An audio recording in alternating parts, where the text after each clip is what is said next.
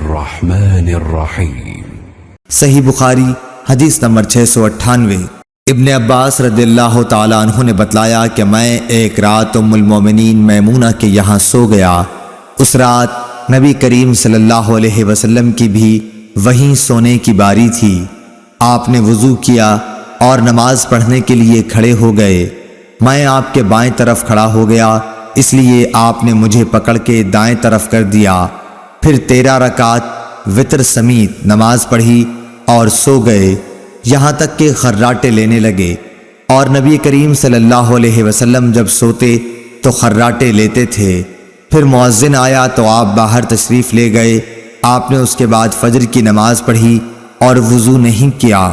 عمروں نے بیان کیا کہ میں نے یہ حدیث بکیر بن عبداللہ کے سامنے بیان کی تو انہوں نے فرمایا کہ یہ حدیث مجھ سے قریب نے بھی بیان کی تھی۔